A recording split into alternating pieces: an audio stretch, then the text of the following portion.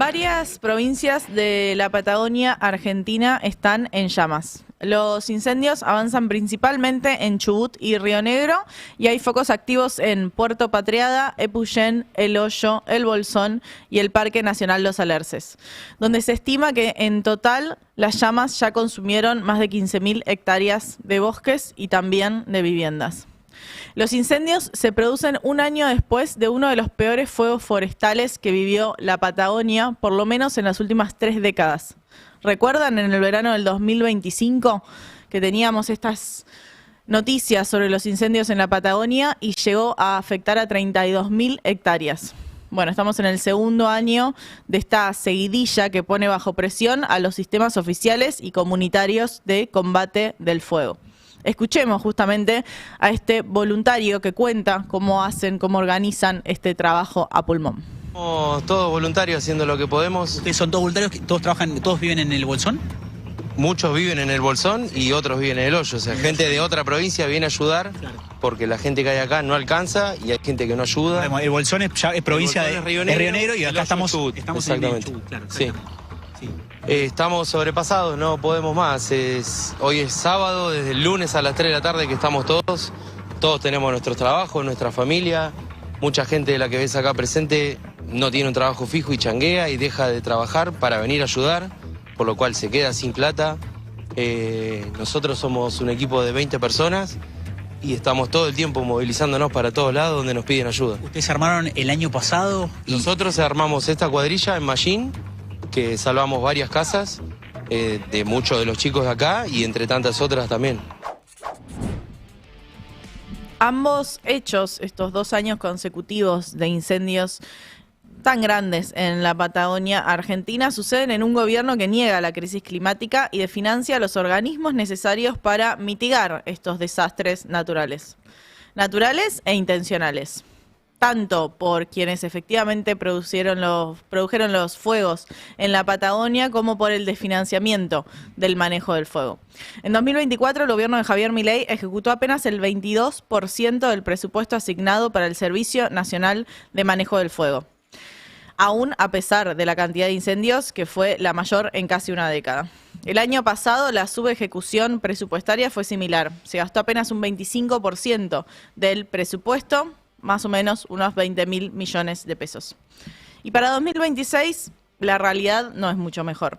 Las partidas del Servicio Nacional de Manejo del Fuego van a rondar los 20.000 millones de pesos. Es un ajuste de casi el 70% con respecto a 2023 y casi el 80% en relación a los recursos disponibles el año pasado.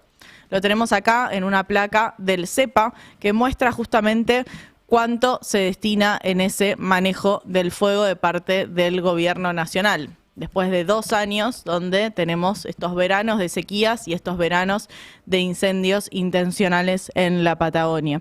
Ahí está el devengado de 2023, 68.727 millones de pesos. El devengado de 2024, poco más de 13.000 millones de pesos. El de 2025 subió un poquito, 20.000 millones de pesos, y lo presupuestado para este año, que también va a ser un poquito más de 20.000 millones de pesos. Una caída del 70% en el presupuesto del manejo del fuego, cuando más necesitamos este servicio de manejo del fuego. Y ahí tenemos el porqué. Digo, ¿por qué pasa esto? ¿Por qué pasan estos 2 años consecutivos de incendios de esta magnitud en la Patagonia Argentina? Y me parece importante traer la voz de quienes están viviendo ahí. Lamentablemente es algo que no nos extraña, algo que hablábamos con los vecinos, que ya no estamos sorprendidos de que nos prendan fuego a la Patagonia. Sabemos que es a propósito, lo tenemos recontra en claro, que hay poderes que están del lado, tienen un interés inmobiliario, tienen interés minero, y es algo que ya últimamente lo hacen en nuestra cara y ni siquiera lo disimulan. No tienen nada, o sea, no lo disimulan porque tienen todo de su lado. Habla de la impunidad del poder, ¿no? De tener 2 años consecutivos de incendios históricos y una caída de más del 70% del presupuesto y además causas que empiezan a mostrar justamente la intencionalidad de estos fuegos. De hecho, algunos días atrás, los trabajadores de parques nacionales revelaron que apenas cuentan con 400 brigadistas, cuando deberían tener al menos 700 para poder asistir a estos incendios. También hay que decir que estos brigadistas ganan menos de 900.000 pesos por mes, 840.000 un inicial brigadista, menos de 900.000 pesos por mes por arriesgar tu vida en un incendio y por eso estos reclamos de los brigadistas. Viene precaria y sin resolución desde hace mucho tiempo. Nosotros estamos pidiendo básicamente lo esencial, es un salario digno, una planta permanente, una estabilidad que nos dé en el trabajo y una jubilación acorde. Nosotros necesitamos las respuestas de manera urgente, si no podemos lograr eso, nos están obligando a entrar en un conflicto que no queremos entrar realmente. Nosotros queremos trabajar, nosotros nos gusta nuestro trabajo y queremos seguir trabajando de la mejor manera posible, pero necesitamos que nos den respuestas. Y no es solo la desfinanciación lo que imposibilita el manejo correcto de los incendios, sino que también es la intencionalidad de los fuegos por segundo año consecutivo. Por ahora está confirmado que el foco de Puerto Patriada fue intencional. Las pericias permitieron reconstruir que el incendio se inició más de 300 metros hacia el interior del bosque, o sea, 3 cuadras para adentro del bosque, en un sector completamente alejado de caminos, de accesos turísticos, de circulación de autos. Entonces se tienen que descartar todas las hipótesis vinculadas a fogones, colillas de cigarrillo o negligencias humanas habituales en zonas de uso público. En esa área no existen tendidos eléctricos, por lo que también hay que descartar la posibilidad de una falla técnica como desencadenante de todo esto. Fue 100% intencional el incendio y lo buscaron hacer en un lugar que fuera difícil de reconstruir esta historia de un incendio intencional. Esta destrucción planificada hay que cruzarla con 2 hechos. Por un lado, la derogación de la ley de extranjerización de la tierra, la ley de tierras, y por el otro lado, la habilitación del uso de esas tierras incendiadas para cualquier fin productivo. Puede ser inmobiliario, puede ser agropecuario, puede ser minero. La derogación de ley de tierras vino con el DNU 70. Fue una de las primeras cosas que hizo este gobierno con el DNU 70/23. Con el que inició el gobierno de Javier Milei, y la ley lo que no permitía era que haya más de un 15% de tierras rurales a nivel nacional, provincial o departamental en manos de extranjeros. Tenemos una placa a continuación de una investigación del CONICET con la UBA que generaron este mapa interactivo de tierras en manos de extranjeros. Tal vez podemos ponerlo en pantalla completa como para que se vea un poco más. Si no, en el Destape Web van a encontrar la nota de Nora Bar en relación a cómo se construyó este mapa y también lo que muestra en relación a la extranjerización de la tierra en nuestro país, donde se ve justamente qué departamentos tienen un promedio por encima del nacional, un promedio por encima del promedio nacional en manos de tierras extranjeras y qué departamentos exceden justamente este 15% que tiene como límite la ley de tierras, que prohíbe justamente que más del 15% esté en manos de extranjeros. El informe muestra que más o menos el 5% del territorio nacional de toda la Argentina está en manos de firmas, o sea, empresas o estados extranjeros. Estamos hablando de 13 millones de hectáreas, equivale más o menos a una Inglaterra. O sea, una Inglaterra dentro de la Argentina en manos de extranjeros. ¿Cuáles son los países? Bueno, Estados Unidos encabeza el podio con 2,7 millones de hectáreas, seguido por Italia y por España. Solo entre Estados Unidos, Italia y España tienen la mitad de toda la tierra extranjerizada. Y para dimensionarlo, muestran en este informe, solo Estados Unidos tiene una superficie mayor que toda la provincia de Tucumán, como si le hubiésemos dado Tucumán a Estados Unidos. Y en relación, esto tenía que ver obviamente con la extranjerización de la tierra. Yo dije el otro punto importante tiene que ver con el uso de la tierra que fue incendiada, y en mayo de 2025 esto decía el vocero presidencial. En cuanto a tierras rurales, se libera la compra por parte de privados extranjeros. También se elimina la prohibición de cambiar la actividad productiva del campo por 30 a 60 años tras un incendio, una ley del diputado Máximo Kirchner que atenta directamente contra la producción. Atenta contra la producción o facilita que se produzcan incendios intencionales para después hacer un uso productivo, puede ser inmobiliario, minero, agropecuario, sobre esas tierras que se incendiaron. Bueno, tenemos que recapitular un poco, ¿no? Porque se flexibilizan las normas de extranjerización y de uso de la tierra, se desfinancia la política para controlar el fuego y mitigar los daños, y a la vez se destruye. La tierra se incendia, tenemos la Patagonia en llamas en esta política de destruir para vender. Acá tenemos un mapa en relación a los países que se manifestaron su preocupación por los incendios en la Patagonia. Quienes no están en YouTube, les cuento que es un mapa de Sudamérica donde solo se ve a Chile. Porque tanto Adorni como Milei estuvieron felicitando a los brigadistas, a estos poco más de 300 brigadistas, cuando deberían ser 700, en relación al control del fuego en la Patagonia. Una Patagonia que ayer vio llover y con esa lluvia creyeron que venía un alivio, pero que todavía no controló los focos de este incendio. Y en esta política de destruir para vender, bueno, Argentina no está sola. Argentina no está sola porque esta política de destruir para vender viene de parte del norte y lo vimos claramente entre Estados Unidos y Venezuela. Venezuela también ha acordado que Estados Unidos comenzará inmediatamente a refinanciar y vender 50 millones de barriles de crudo venezolano, lo que continuará indefinidamente. Estamos listos para hacerlo. Tenemos la capacidad de refinación. En realidad se basó en gran medida que en el petróleo venezolano, que es un petróleo pesado, muy bueno, excelente. Es fantástico para ciertas cosas, como las carreteras de asfalto. El mejor que hay en el mundo para las carreteras de asfalto y otras cosas, dice Trump en relación a Venezuela, una Venezuela bombardeada por Estados Unidos, una Venezuela que ahora le tiene que dar el petróleo a Estados Unidos, y esto es lo que dijo Delcy Rodríguez en relación a Maduro y al secuestro de Nicolás Maduro. Y ustedes tienen mi compromiso y mi lealtad, que no vamos a descansar ni un minuto hasta tener de vuelta al presidente, a la primera combatienta. No vamos a descansar.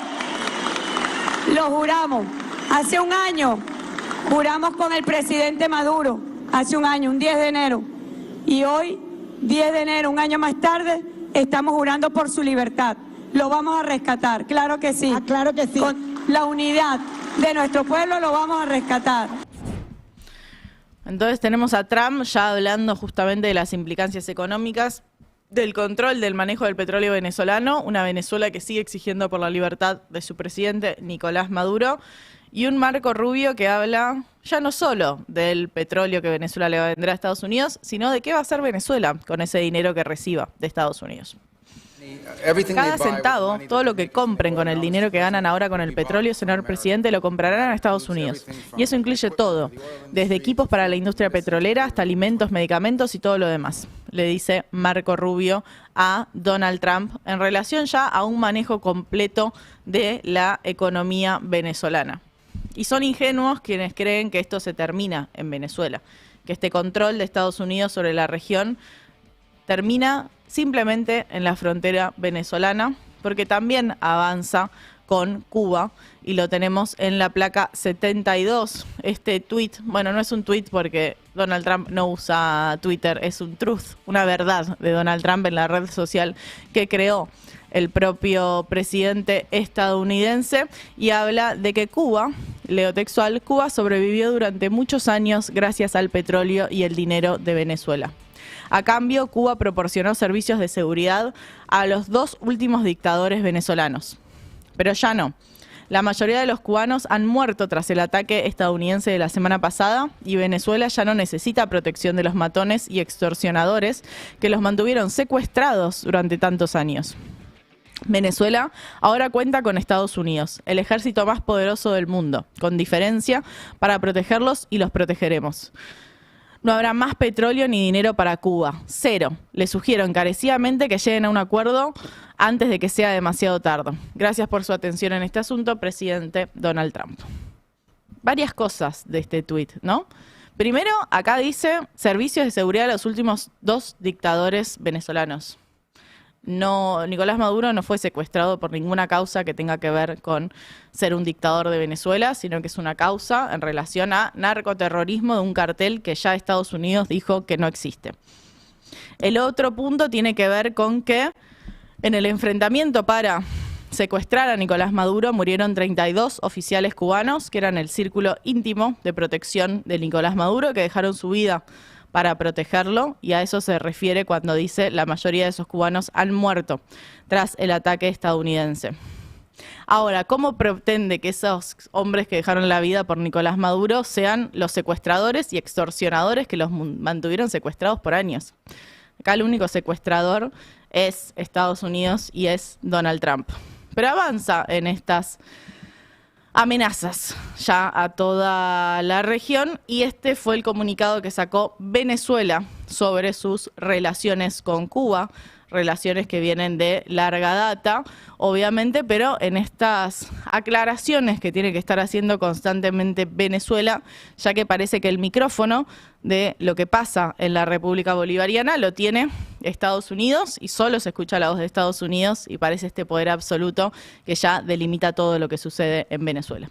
Leo el comunicado. Dice: la República Bolivariana de Venezuela ratifica su postura histórica en el marco de las relaciones con la República de Cuba, conforme a la Carta de Naciones Unidas y en el derecho internacional al libre ejercicio de la autodeterminación y la soberanía nacional.